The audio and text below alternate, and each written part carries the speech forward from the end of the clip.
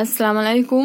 Class 7 আশা করছি তোমরা সবাই ভালো আছো এবং ভালো পড়াশোনাও করছো। দেখো আমরা দিন ধরে পড়ছিলাম, সেটা হচ্ছে এশিয়া মহাদেশ, তাই তো। আমরা এশিয়া মহাদেশ সম্পর্কে জেনেছি যে এশিয়া মহাদেশটা কিরকম, তার জলবায়ু কিরকম, তার নদ নদী কেমন, কোথায় কিরকম উদ্ভিদ দেখতে পাওয়া যায়, পাহাড় পর্বত ইত্যাদি। এবং আমরা আজকে এটা পড়বো, সেটা হচ্ছে আফ্রিকা মহাদেশ। আমরা আফ্রিকা মহাদেশ সম্পর্কেও জানবো যে আফ্রিকা মহাদেশে কি রয়েছে, কোন পাহাড় পর্বত রয়েছে, কোন নদ নদী রয়েছে, কোথাও মরুভূমি আছে কিনা, এই সমস্ত জিনিস আমরা আফ্রিকা মহাদেশ থেকে জানবো। তাহলে আমাদের শুরু হচ্ছে কি আফ্রিকা মহাদেশ।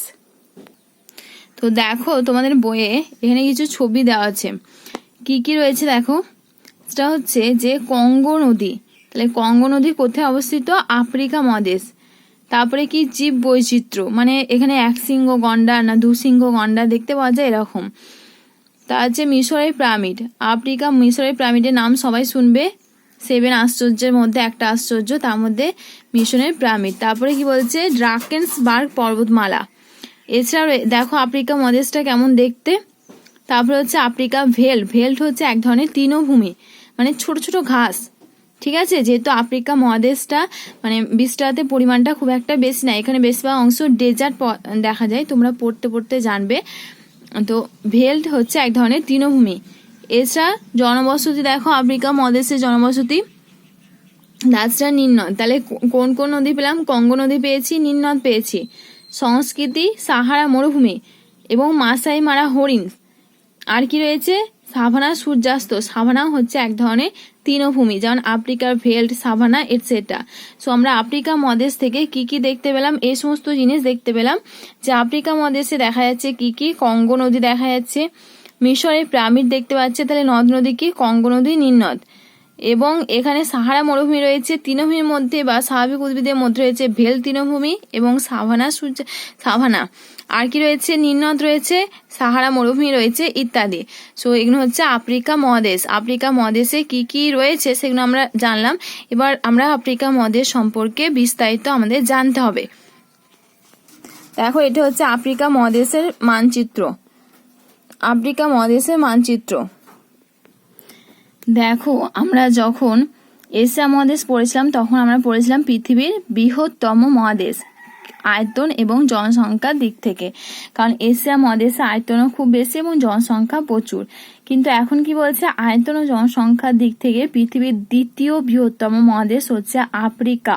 মনে থাকবে, তাহলে আফ্রিকা হচ্ছে দ্বিতীয়, তাহলে 1 নম্বর রোল কার? এশিয়ার। এভাবে মনে রাখবে যে 1 নম্বর রোল কার? সে হচ্ছে এশিয়া। এশিয়া হচ্ছে 1 নম্বর, 2 নম্বর রোল হচ্ছে আফ্রিকার। তাহলে আফ্রিকা হচ্ছে পৃথিবীর দ্বিতীয় কি মহাদেশ জনসংখ্যা এবং আয়তনের দিক থেকে। বলছে নিরক্ষরেখা, কর্কটক্রান্তি রেখা, মকররেখা এবং মূল মধ্যরেখা, এই 4টে উপর দিয়ে প্রভাবিত হয়েছে। দেখো এই ছবিটাতে দেখাচ্ছে নিরক্ষরেখা। নিরক্ষরেখা বলতে একদম এর মধ্যভাগ দিয়ে গেছে, যেটা হচ্ছে কত? 0 ডিগ্রি। তারপরে হচ্ছে মকরক্রান্তি রেখা 23.5 ডিগ্রি দক্ষিণ এবং কর্কটক্রান্তি রেখা 23.5 ডিগ্রি উত্তর, আর এটা হচ্ছে মূল মধ্যরেখা। দেখো আমি আফ্রিকার ম্যাপটা আঁকার চেষ্টা করেছি। প্রথমে হচ্ছে নিরক্ষরেখা, নিরক্ষরেখা মানে যার মান হচ্ছে 0 ডিগ্রি। দেখো এটা হচ্ছে নিরক্ষরেখার মান কত? 0 ডিগ্রি।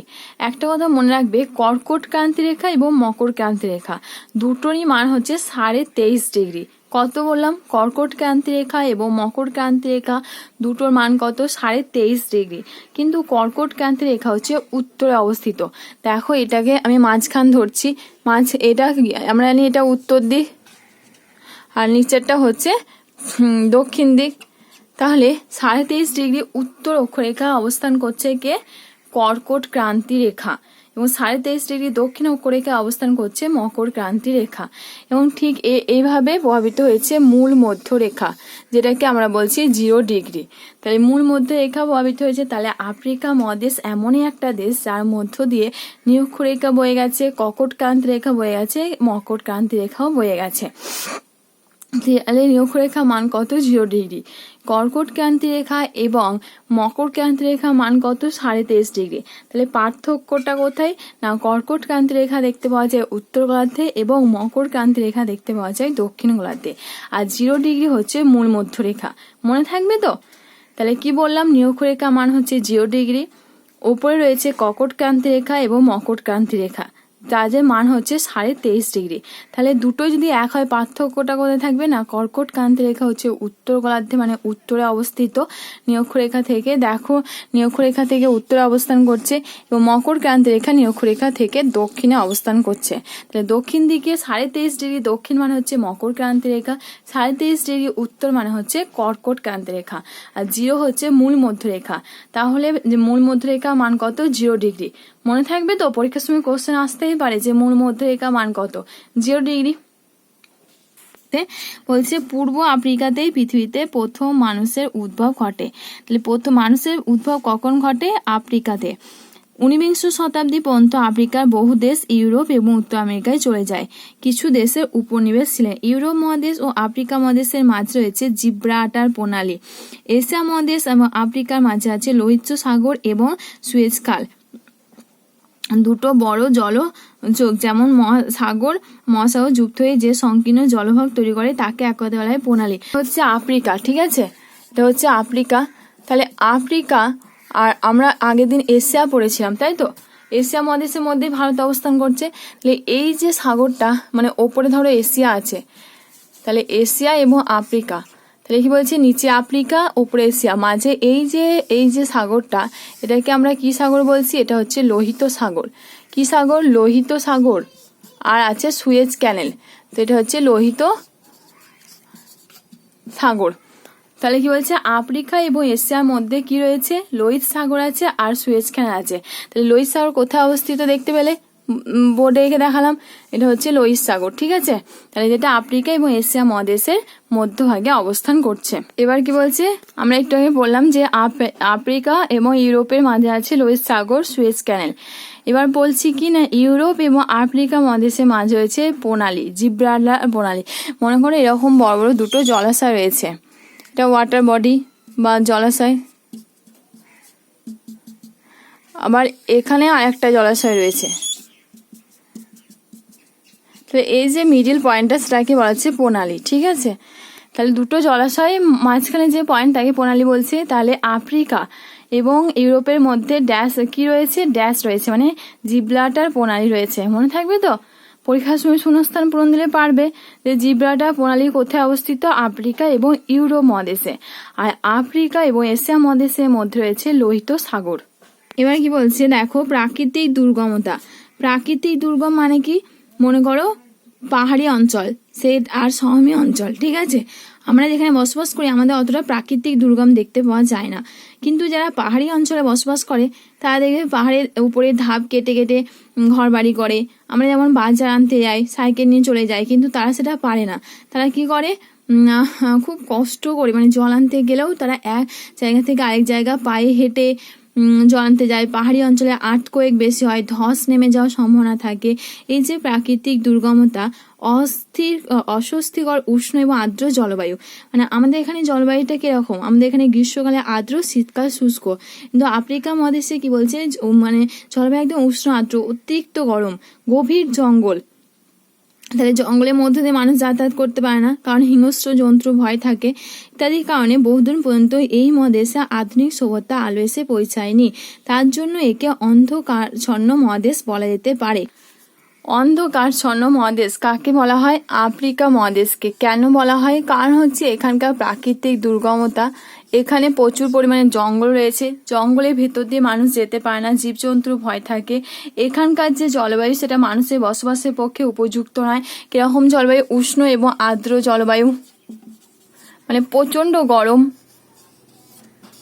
এছাড়া রয়েছে গভীর জঙ্গল। এই সমস্ত কারণে কি হচ্ছে, এখানে মানুষ প্রথমে সভ্যতা গড়ে ওঠেনি, সেই জন্য একে কি বলছে, অন্ধকারচ্ছন্ন মহাদেশ। দেখো আমরা এতক্ষণ আফ্রিকা মহাদেশ সম্পর্কে একটু মানে কোথায় কি আছে জানলাম, বা কিভাবে মানে একটু মানে আফ্রিকা মহাদেশ সম্পর্কে জানলাম। এবার আমরা একটু বিস্তারিত জানবো। দেখো আয়তন কত বলছে, 3,02,21,532 বর্গ কিলোমিটার। তাহলে আয়তনের দিক থেকে আফ্রিকা মহাদেশ হচ্ছে দ্বিতীয়। সীমানা ও বিস্তার, সীমানা কত, 21 ডিগ্রি 24 মিনিট পূর্ব দ্রাঘিমারেখা থেকে 17 ডিগ্রি 33 মিনিট পশ্চিম দ্রাঘিমারেখা, 37 ডিগ্রি 20 মিনিট উত্তর থেকে 34 ডিগ্রি 12 মিনিট দক্ষিণ। পূর্বে লোহিত সাগর। দেখো এই হলো আফ্রিকা মহাদেশ, এখানে পূর্ব দিকটা এটা হচ্ছে নর্থ, এটা সাউথ, এটা ইস্ট, এটা ওয়েস্ট। তাহলে পূর্ব দিকে কি রয়েছে? লোহিত সাগর। উত্তরে রয়েছে ভূমধ্য সাগর, পশ্চিম দিকে রয়েছে জিব্রাল্টার প্রণালী। দেখো এবং উত্তরে ভূমধ্য সাগর, দক্ষিণে রয়েছে ভারত মহাসাগর। ধরো এটা আফ্রিকা মহাদেশ, ঠিক আছে। ধরো এই একটা গ্লোব পেলাম আমরা গ্লোবটা। তাহলে এই যে গ্লোবটা আমরা দেখতে পাচ্ছি এটা তো আফ্রিকা মহাদেশ, এই যে সবুজ অংশটা তো আফ্রিকা। এটা উত্তরে কি রয়েছে? ঠিক এই পোর্শনটাতে আছে ভূমধ্য সাগর। এই যে সরু পাড়া সাদা সবুজের মাঝখানে যে সরু মানে একটা ছাই ছাই কালারের এই কন্টিনেন্টটা দেখতে পাচ্ছ, এদের মাঝখানে সরু যে অংশটা সেটা হচ্ছে লোহিত সাগর। এখানে রয়েছে দক্ষিণ মহাসাগর, এদিকে রয়েছে আটলান্টিক সাগর। তাহলে আফ্রিকা মহাদেশে যদি সীমানা পরীক্ষার সময় আসে তাহলে লিখতে পারবে যে আফ্রিকা মহাদেশে উত্তরে রয়েছে কে? ভূমধ্য সাগর, পূর্বে লোহিত সাগর, পশ্চিমে রয়েছে আটলান্টিক মহাসাগর এবং দক্ষিণে হয়েছে ভারত মহাসাগর। তারপর হচ্ছে দেশের সংখ্যা। দেখো আফ্রিকা মহাদেশে মোট দেশের সংখ্যা কটা? 56টি। আফ্রিকা মহাদেশে মোট দেশের সংখ্যা হচ্ছে 56। এখানে বিখ্যাত শহর হচ্ছে কায়রো, আলেকজান্দ্রিয়া, ত্রিপলি এবং খার্টুম। হচ্ছে আফ্রিকা মহাদেশের কায়রো। কি কি রয়েছে? শহরগুলোর মধ্যে রয়েছে কায়রো শহর আছে, তারপরে কি হয়েছে? আলেকজান্দ্রিয়া,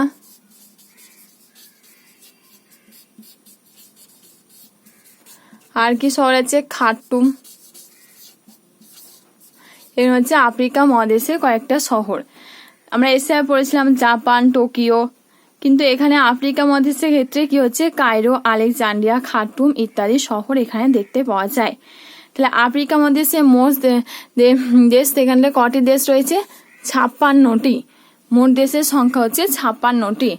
আফ্রিকা মহাদেশের উল্লেখযোগ্য কয়েকটা শহর হচ্ছে কায়রো, আলেকজান্দ্রিয়া এবং খার্টুম। তোমরা এই ম্যাপটা দেখো, ম্যাপটা আমি একে দেখিয়ে দিয়েছি, তো আমি এখন বলে দিচ্ছি ম্যাপটা দেখো। আটলান্টিক মহাসাগর ঠিক এই পয়েন্টটাতে অবস্থান করছে আটলান্টিক মহাসাগর। বাড়িতে করবে, ঠিক আছে, বাড়িতে করবে, এটা পরীক্ষার সময় আসবে, তো বাড়িতে এটা প্র্যাকটিস করবে। কি করবে না, আটলান্টিক মহাসাগর ঠিক এই পোর্শনটাতে, ভারত মহাসাগর ঠিক এখানে রয়েছে, ভূমধ্য সাগর এই অংশটা হচ্ছে ভূমধ্য সাগর, তারপরে কি হচ্ছে লোহিত সাগর, এই যে সরুপাড়া অংশটা লোহিত সাগর, এসে হয়েছে নিরক্ষরেখা, এর উপর দিয়ে নিরক্ষরেখা গেছে, জিব্রাল্টার প্রণালী এখানে অবস্থান করছে, কর্কটক্রান্তি রেখা এখান দিয়ে গেছে, মকরক্রান্তি রেখা এরকম ভাবে গেছে এবং মূল মধ্যরেখা গেছে এইভাবে, ঠিক আছে। কোথায় কি অবস্থান করছে দেখে নাও। তাহলে প্রথমে আবার দেখিয়ে দিচ্ছি, দেখো ম্যাপটা দেখো। এই হচ্ছে আটলান্টিক মহাসাগর, এই হলো ভারত মহাসাগর, নিচে দিয়ে গেছে মকরক্রান্তি রেখা যার মান 23.5 ডিগ্রি দক্ষিণ, মাঝখান দিয়ে গেছে নিরক্ষরেখা 0 ডিগ্রি, কর্কটক্রান্তি রেখা গেছে উপরে 27 ডিগ্রি উত্তর, এখানে রয়েছে জিব্রাল্টার প্রণালী, ভূমধ্য সাগর, লোহিত সাগর আর মূল মধ্যরেখা। মনে থাকবে তো? বাড়িতে প্র্যাকটিস করবে তোমরা এটা, ঠিক আছে। এবার দেখো প্রাকৃতিক পরিবেশ। আচ্ছা, আমরা জানি যে প্রাকৃতিক পরিবেশ আমরা যখন আগে পড়েছিলাম তোমাদের পোলার ভূমি বা আরো যে শিল্পাঞ্চলগুলো পড়েছিলাম, আমরা প্রাকৃতিক অর্থনৈতিক পরিবেশ কাকে বলে পড়েছিলাম। প্রাকৃতিক পরিবেশ মানে ভূমিরূপ, অর্থাৎ নদ নদী, জলবায়ু, তারপর হচ্ছে যে মৃত্তিকা। অর্থনৈতিক পরিবেশ হচ্ছে যে সেখানকার টেকনোলজি কেমন, সেখানকার টাকা পয়সা কিরকম, কৃষিকাজ কিরকম ইত্যাদি ইত্যাদি। তো আমরা এখন যেটা পড়বো সেটা হচ্ছে প্রাকৃতিক পরিবেশ। কি বলছে দেখো, ভূমিরূপের বৈচিত্র্য। আফ্রিকা মহাদেশ ভূপ্রাকৃতি মানচিত্রের দিকে তাকালে একবারে উত্তর পশ্চিম দিকে অ্যাটলাস পর্বত দেখতে পাওয়া যায়, মতো উঁচু এবং বিশাল, তবে অ্যাটলাস পর্বত হিমালয়ের মতো উঁচু না।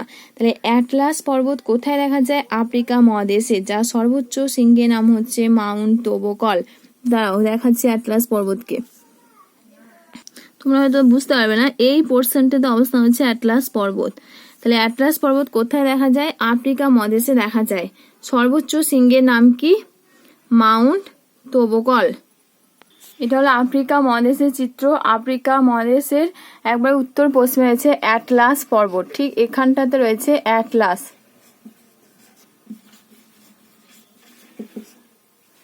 তাহলে আফ্রিকা মহাদেশের উত্তর পশ্চিম সাইডে মানে ঠিক এই যে এই পোর্শনটাতে রয়েছে অ্যাটলাস পর্বত। আর কি বলছে, অ্যাটলাস পর্বতের সর্বোচ্চ শৃঙ্গের নাম কি? তোবকল। তার ঠিক নিচে অবস্থান করছে, অ্যাটলাস পর্বতের নিচে অবস্থান করছে সাহারা মরুভূমি। কি অবস্থান করছে? সাহারা মরুভূমি, মনে থাকবে। তাহলে অ্যাটলাস পর্বত হচ্ছে উত্তর পশ্চিমে, কারণ এটা হচ্ছে উত্তর দিক, এটা হচ্ছে পশ্চিম দিক।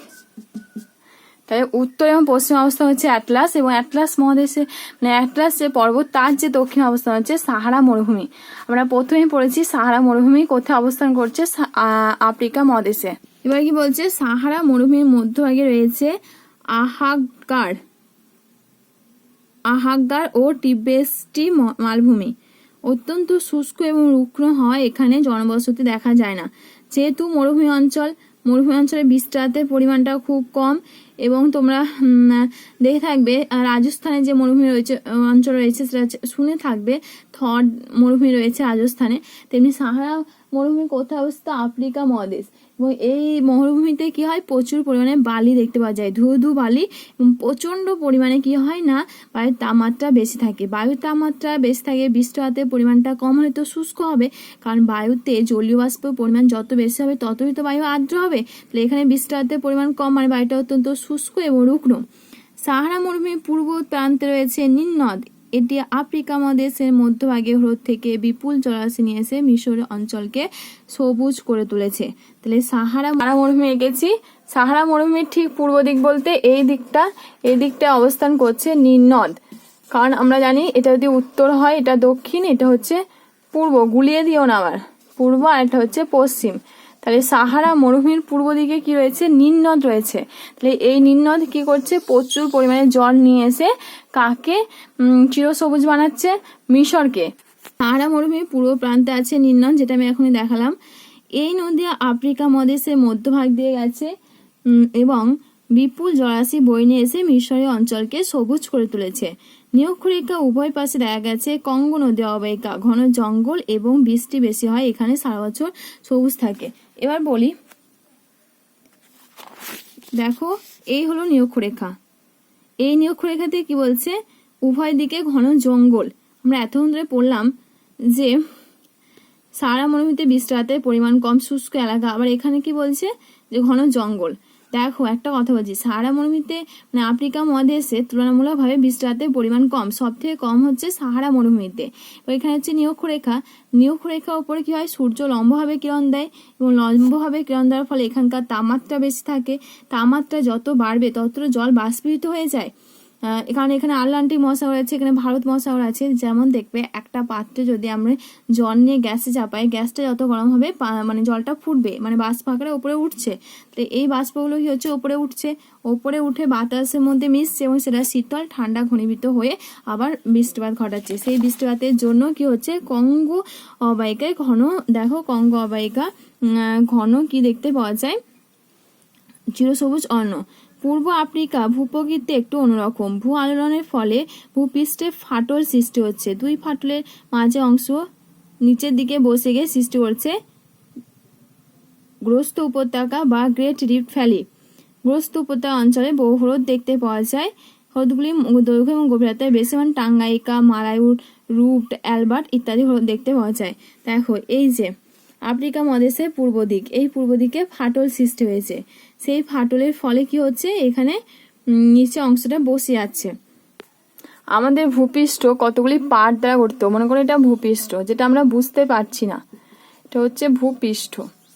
এর নিচে কতগুলি প্লেট, এরকম কতগুলি প্লেট দ্বারা গঠিত। এই প্লেট কখনো কি হয়? পরস্পরের দিকে এগিয়ে আসে, কখনো পরস্পর থেকে দূরে চলে যায়। যখন দূরে চলে যাচ্ছে, এখানে একটা টান হচ্ছে, এই টানের ফলে এই অঞ্চলে একটা ফাটল সৃষ্টি হচ্ছে, মানে এরকম একটা সৃষ্টি হচ্ছে। এই যে অংশটা সেটা নিচের দিকে বসে যাচ্ছে, নিচের দিয়ে বসে গিয়ে কি হচ্ছে?